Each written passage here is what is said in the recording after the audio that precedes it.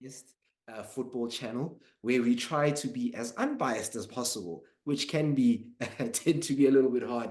So now I'm going to now just tuggle on the strings there because, as I mentioned, this is the football bias channel, and I'd be remiss because I have two fans of Liverpool and Arsenal. We just saw I don't know how to a cagey game, I would say that way. So and in just without going into the nitty-gritties of the game, because I'm sure people have seen so many different breakdowns of whatever the case might be. But I just want to ask you now, as a Liverpool fan, seeing coming into the game, with the injuries Arsenal had. I know you Liverpool fans say we only had 2 injuries. You try to get all technical. I know Liverpool fans are the most technical fans when they're big nitty-gritty and things. It's fine. That's actually the opposite. That's actually the opposite. Let me land. Let me land.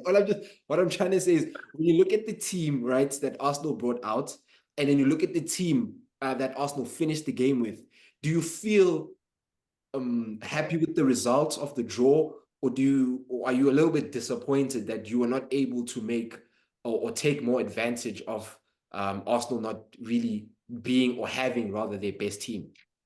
Okay, so let's look at it this way, right? If Arsenal are strongest, right, from the team that played on Saturday, if you had your strongest people, your strongest team, who would be in there? Odegaard, right? Saka, who played, and obviously, what's his name? Saliba. Am I correct? Yeah. And then Ben White would go to right back, and then it's either Timber or Calafiori. No one has kind of nailed down that position yet, right? So Timber starts. So let's go back. You had Saka. So the only two people that were missing from your starting team, your best starting team, were Odegaard and Saliba. It's not a fit Saka. Oh, I'm asking. It's not a fit Saka.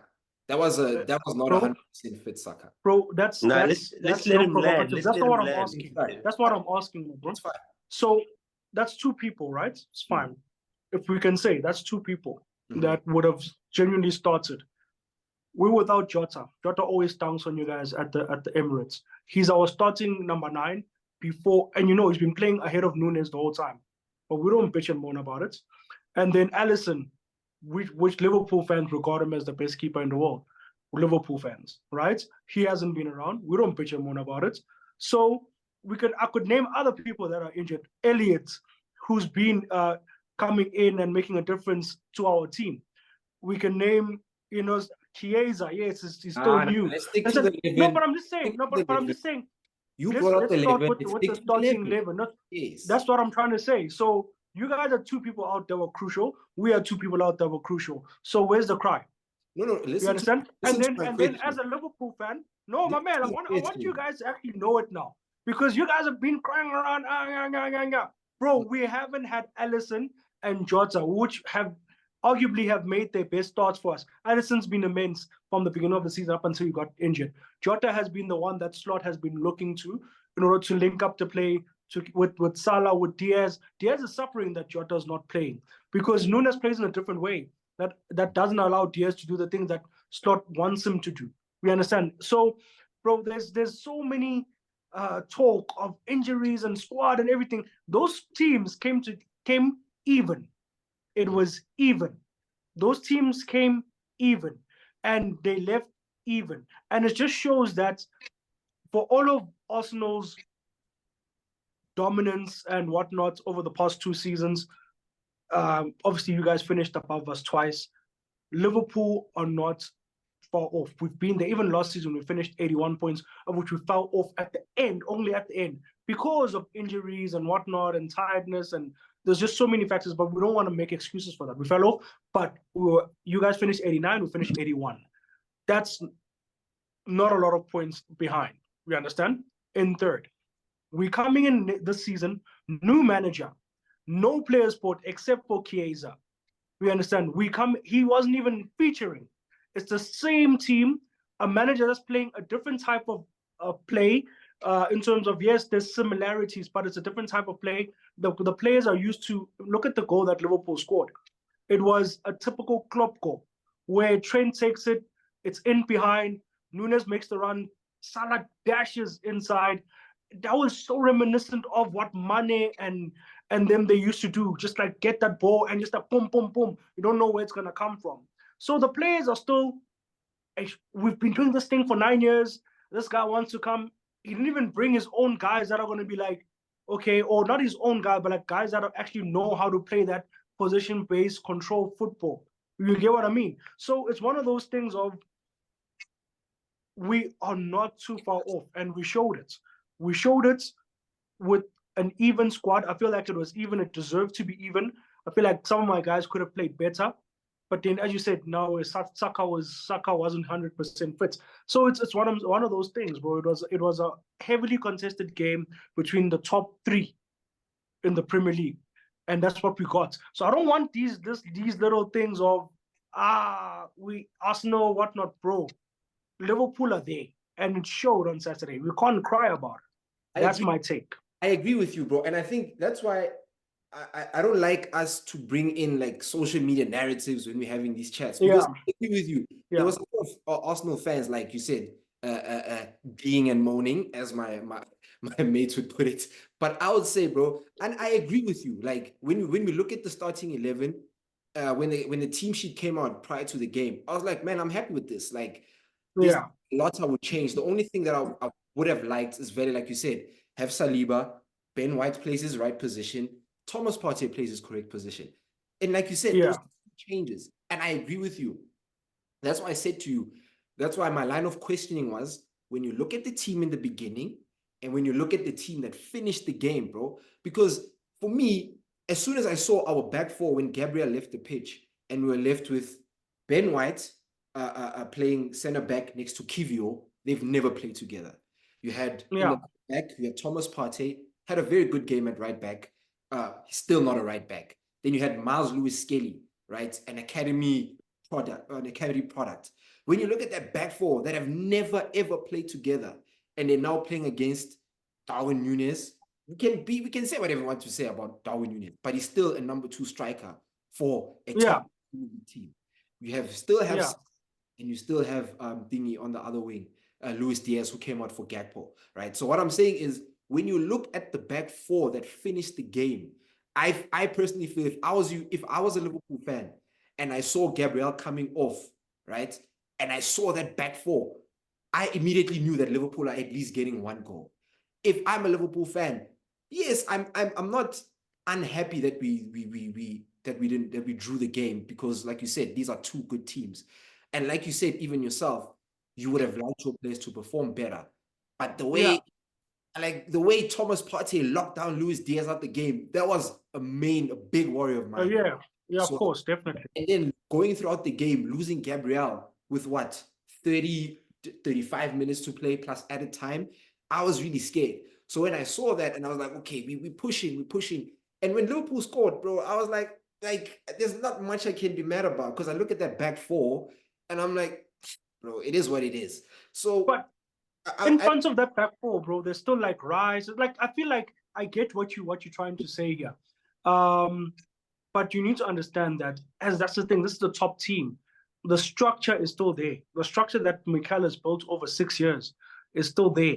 Like, every player that walks into the team knows exactly what they need to do. It's not like a Man United where, and I'm not digging you guys, sorry, United fans, but it's not like a Man United where a player comes in, doesn't even know what he's supposed to do, what his role's supposed to be.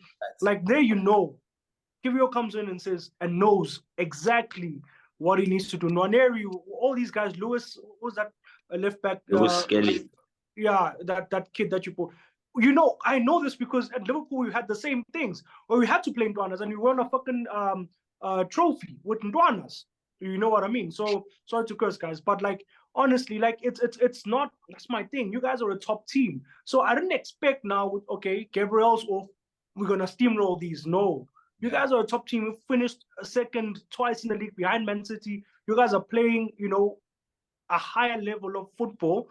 And Mikel is no slouch, bro. Like, he's really a good. You guys are set up. Why do you think there's the jokes, the social media jokes, that he's comparing him to Tony Pulis? Because you guys are really structured. You understand? He built it that way. It's not by fluke. It's not by chance. It's hard to break down Arsenal.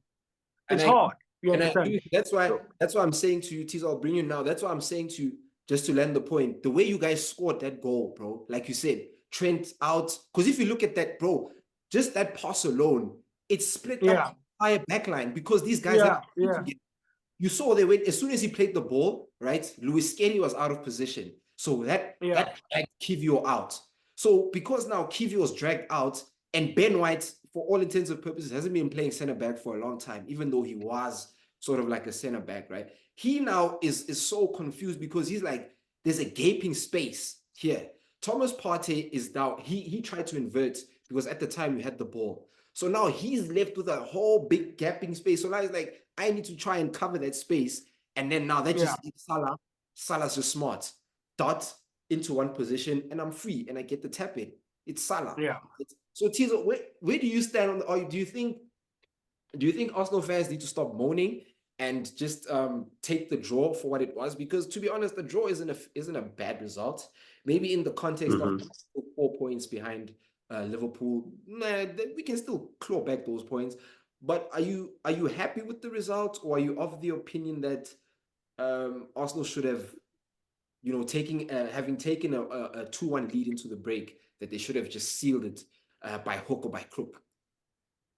No, I think that saying that they should have sealed it is almost disrespectful to Liverpool, and what Liverpool are, because we're not talking about like an up-and-coming team. We're talking about an established team who, for all intensive purposes, like is in the title race. They're not like it's not like when Villa, for example, were being considered at some stage last season to be in the title race, where it's like you haven't really shown.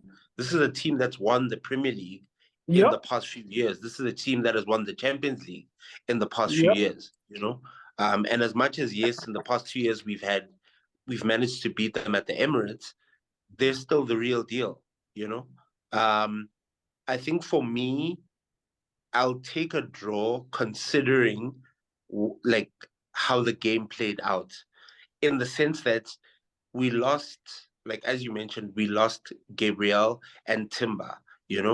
I think for the most part, that's probably as well defended as we've seen Salah be in the league this season, where he started the season in a very typical Salah way. He's out there, he's getting numbers. But for the most part in that game, he didn't enjoy the freedom. He didn't have the influence. You could even see at some stage there was frustration, because of how well Timber was doing at keeping pace with him, at being able to anticipate what he was going to do. And I think for me, when those players went off, that's kind of where like that clock kicked in, where it's like, we can't be measured right now because we're at an advantage. And I think that's why you saw Trent now trying to spray balls. You saw Salah say, hey, actually, I'm flipping Mohamed Salah. You saw Darwin playing with a bit more freedom, of picking up different spaces. Because, as much as we can say, like, Arsenal's a well-drilled team and is a very structured team, but these are also guys that aren't getting a lot of minutes, and practice and the game are very, very different, and especially we already saw Kiwior be exposed in a game against Bournemouth, right? Where he's making inexcusable errors, and that's really down to match sharpness, where in training you can give away the ball like that and maybe the keeper even saves it, right? But in a game, when you're playing at a high level, you can't afford to make mistakes, particularly mistakes of that magnitude, And I'm of the opinion that if Gabriel and Timber are on the pitch, even if we concede a goal, we don't concede a goal like that, because of the structure, because of the fact that guys know where to be to preempt. That drop-off in quality was visible. It was clear to see. So that's what I'm saying. I'm comfortable with the fact that we're we got a draw. Obviously, I can't be happy with it because I'll always want to take 3 points, particularly given the context that now we're 4 points behind Liverpool and 5 points behind City, you know? But I think if anyone is going to be disappointed by the results in the game, I think not by much, but it should be Liverpool, because if you're seeing that back line, considering where you are in the game, given the context of the game, right? And I think, Thebe, you said we should only be talking about the 11. And I think that's where we fall short as Arsenal versus like your Liverpool and versus your cities, where we aren't able to bring in like for like. Right? You look at the fact that Neo mentioned that they're missing Alisson, right? But because you've got someone as good as Kelleher to come in, it's not a big miss. It's not day and night between Alisson and Kelleher. You know, Kelleher can come in and do a job and has had the opportunity to show that over time. It's a proper keeper. You know? Exactly. Exactly. I've heard lots of chats around him being the best second choice keeper in the league. Yeah, in the league, yeah. Like that's the level. And you speak about how the fact that you don't have Jota, right? Who's your out and out striker. But him and Darwin are kind of still in competition for that role. It's a competition definitely, but Jota's ahead, Exactly. Versus with us, it's kind of needs must. If you're not playing Saka, bro, you're playing Sterling. And I'll tell you that much, bro. If Saka by any slim chance missed that game and we're playing Sterling or Gabriel Jesus, you guys would have won that game, bro. But let me tell you what levels. Let me tell you what levels it's. I hear Thizo's points. Let me tell you what levels it, guys. We are 13 games with the new manager. We understand, and that's my thing. You guys need to understand the psyche. The only reason we scored that goal was because guys just said, you know what, we're going Klopp. You get what I mean? And another thing is that, remember that with Slot's way of playing and how we played against you guys, and in fact, not even the way of playing, let me rather say the caliber of players that we have. There's a reason why Timber goes off because of cramp. Because mocking Mo Salah the whole game isn't a joke. You know what I'm saying? Because that's a different type of level. Can you stay with that level for 90 minutes? You understand? Gabriel, he's I think for me, bro, like, it's just my opinion. I rate that guy over Saliba. I'm not saying that it's better, but I just rate him more as a defender. Like, I'm like, okay, I would have him in my team, like, as a defender. Like, that guy's a defender. You understand? So, and he was obviously now playing that role of now marshalling the back line. As you're saying, Ben White hasn't played centre back in a while, all those stuff. It is taxing to be playing against Núñez and Salah. And, you know, that's what I'm trying to say. It was no fluke that the boys went out because of the pressure that they were under. You get what I mean? It's pressure, guys. It wasn't just the sun hit him and he was feeling dizzy. No, it was pressure. That's why they went out. And that's what I'm trying to say, that it was a level game. And that's why I'm trying to say that it's not Liverpool that should be happier or Arsenal that should be happier. Literally, it was a level game because we're coming in on the back of, also, bro, we have challenges. Our challenge is that we're still getting to know our manager. We're still trying to find a style of play. In fact, we have a style of play, of course, but we're still trying to, our guys are still trying to get used to that and actually trust it. Not, you know, like trust it 100% where they don't need to go Klopp. They can do what City do and start 100 passes in a row. You understand? And know that eventually it will open, because that's what Slot wants to do, basically. He wants the guys to do pass and control the other team to death. But we don't have the type of his players that would play that role and actually trust it to the 90. So that's why you'll see guys doing passes and sometimes they don't come off because like, oh, bro, I'm tired of passing the ball. Like, I'm not used to this. Like, we would have been in the box. Exactly, would have been in the box by now. You understand? Like, and that's my thing. Like, Salah's thinking that, you know, Trent's like, what the? You understand? Like, all the guys, even Van Dijk, you see him just start to diagnose to Salah, like, hey, bro, get in the box. I'm tired of passing. Like, it's me and Konate just passing to Grafenberg the whole game. You understand? Because we don't have guys, because I'm still in the belief that Slot should have bought, and I'm sorry just to digress a bit, Slot should have bought at least 2 of his guys that know how to play his structure, just to show the guys. But that's what I'm trying to say, that you guys can say, okay, you guys had an injury crisis before and during the game. And then we can also say, like, guys, we're literally 13 games in with a new manager, with the same squad that we played last year. No serious investment. You guys went and we understand. So there's so many things that we can go. Marino, this is the guy who actually scored the goal that goes 2-1. How much did you guys buy him for? You understand? Like, it's one of those things of there's things there that we can also say, but this is what we had. This was our shorthand. And that's my thing. At the end of the day, I'm not happier than Arsenal. It's the same. A draw's a draw. I'll take it because of the circumstance. I'm playing a top team in the Premier League. We move to the next game. At the end of the season, then we see where everybody is. That's my stance. I hear what you're saying, bro. And I think like when that's why I like to get different points of views. And what is resonating in my head is that, like, what do they call it? I forgot the actual psychological term that they use it. But it's like when you own something, or when it's yours, right? You're more critical of it, and you value it more, which is why you might have a little bit more pessimistic view on a Liverpool perspective, and then we might have a bit more pessimistic view on an Arsenal perspective, which is why it's good to see where the lines are crossed, so that we can also now try to also decipher what we're saying. But all I'm just trying to say to is, for me, and I even got this with Liverpool fans last season, right?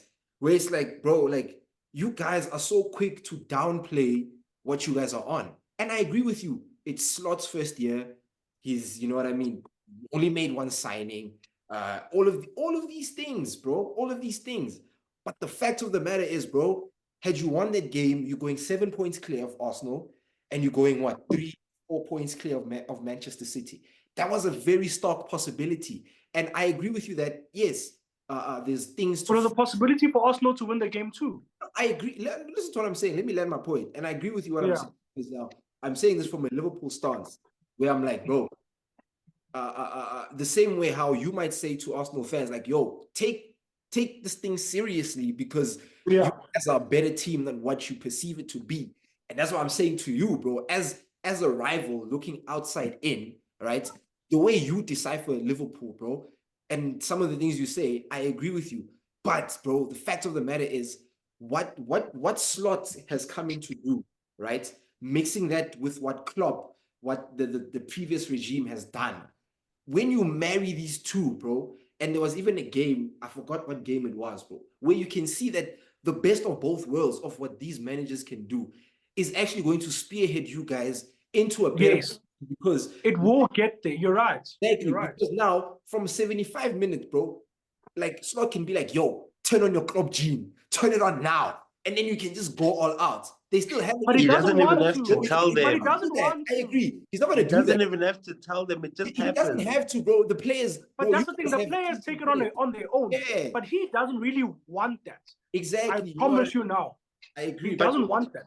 But now, what a luxury it is to have the level of players that are able to switch that on. Because if you play Slot's system, right, against Arsenal, to end that game, you're losing 2-1. Exactly. Because it allows Arsenal to just pack everyone behind the ball and say, keep passing. Pass the ball, pass it to death, but you're not going to pass like between us. But that's the thing. Look at how the same thing. I know you guys were 10 men, right? But the same thing City were able to do, right? City were able to pass. That's what Slot wanted. But City have those guys. They have a Bernardo Silva who knows how to play in between the lines. You understand? We don't have that. We don't have that. And that's what I'm trying to say. It comes down to the whole thing of you should have recruited then guys that were able to do that. So for Salah and Trent and Van Dijk, obviously these are season campaigners. As Thizo said, these guys won leagues. They've won a league, and the Champions League and other trophies. You understand? They know that, you know what, this thing is not working. Let's go. And that's my thing. That's the push and pull that I feel like we're at as a team. I think to give a Slot and like your owners the benefit of the doubt, in that summer, bro, we need to be honest now. Like, Slot was a good manager in Netherlands. But let's be honest, you're a bold manager. You're coming from Netherlands. And we're seeing a bold manager from Netherlands, what he's doing in Manchester. So it's like, so obviously as a player, right, Klopp is gone. Even now you're seeing it with your contract talks with Salah, Trent, and Alisson. They also still thinking like, let's see how much time can I push just to see where Slot is going and where do I like do our can I be honest as a fan? These things. So as a fan, just to finish at that point, I just say like I think what he's doing now, and also obviously we don't know what will happen come the end of the season, but what is happening now will fare better for you guys because now in the summer there's a player somewhere out there, a very good player, maybe it might be a Zubamendi or whoever the player is, right? Who is watching now? Yeah, Zubamendi type, yeah. Actually, man, like I fit in I here. can fit. Yeah. If I'm Zubamendi, and I'm like, man, like I don't know what Slot is gonna do there. Am I gonna be a 6? Am I gonna be an 8? There's a lot of things. Is Salah gonna be there? Is Trent gonna be there? There's a lot of now that the season goes and things get more clearer, come even January, right? Or even next summer, I think be in a much better position to go and be like, yo, I want you. And I see you here. And the player can be like, yeah, you guys challenged for the league last season. You guys are in the championship. You might have maybe a cup or a Carabao Cup or whatever the case might be. And this is So I think the signs are very positive, bro. It's positive. I promise you. I'm not saying that it's all positive. I promise you. Like I believe in Slot. I've seen, as you guys know, I was watching his games through preseason. I saw the idea. The players that he has, that we currently have, Slot Klopp players.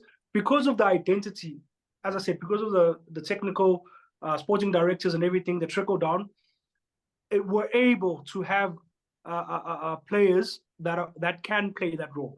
But like everything else, like when Mikel, you need to get those guys that can play. So it's just putting in like 2 guys, just to show the guys like, oh, this is how we're gonna do it. So you're right, it's all positive for me, from my end, from Liverpool perspective.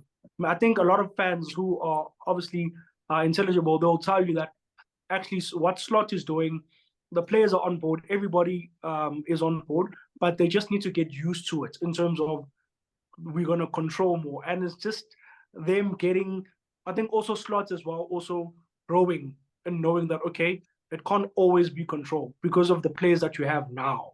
Yes, and maybe in 3-4 seasons, once the Van Dijks have gone, once the Salahs have gone and stuff like that, then you can be able to have those type of players that are gonna play that type of football completely. But for now, he needs to, as you said, mirror it. He needs to merge it rather. He needs to put the two together and find a balance where let the guys loose a bit. It doesn't always have to be controlled. Let them do it. Let them go and play sometimes when it's on. You understand? So yeah. So like Thizo, I think this just like pretty much sums up for me the title race. You're gonna have Liverpool and Arsenal, bickering about doing what they're doing, and then Man City are just going to, you know what I mean? That's just how I foresee the title race going. Like this weekend, bro. And the commentator said it like come the end of the game. It's like this, like Pep Guardiola must be smiling looking at this because both of their rivals effectively took points from each other. So I think just to close off this topic, do you think any one of these two teams take the league over Liverpool this season? I know you're an Arsenal fan. I know you're a Liverpool fan. Just take your hat off just for a few seconds and just, do you think, well, or how positively do you think that one of these two teams take the league over Man City? Or do you think come the end, Man City, City stuff? I think based on obviously what we've seen over the past 10 years, you'd be silly to bet against City.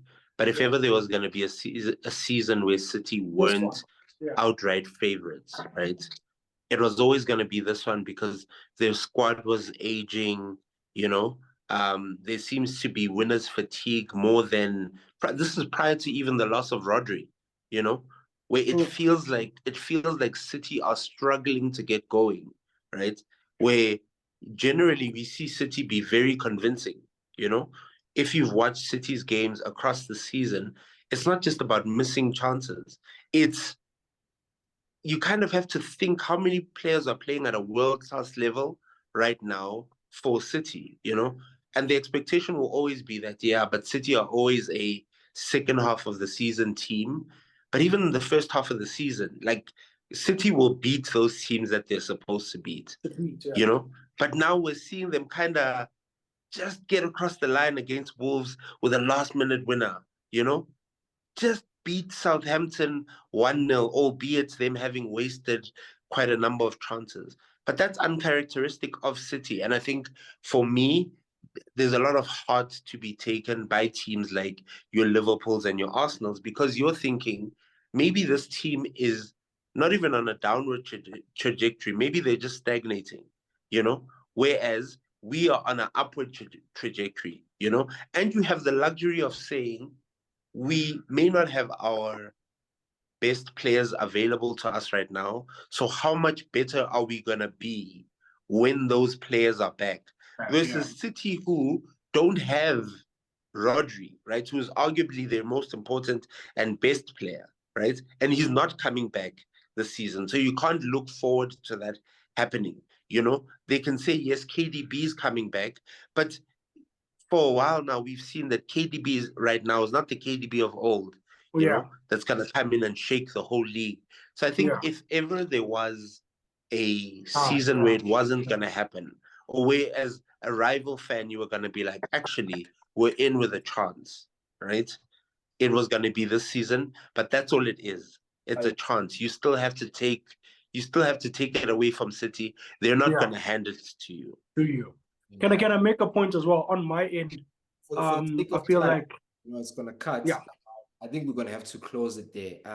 But I just think just people, please like, subscribe for the sake of time. Thank you so much for watching. Hopefully we do this some more. But now, please, if I don't win it, please win it. Even though I don't win it. But anyway, thank you so much. We can't let the Premier League be a farmers' league. Nah, we can't let that happen. It is. It is. So yeah, let's be about it, guys. Let's get this league, man. Let's get this league.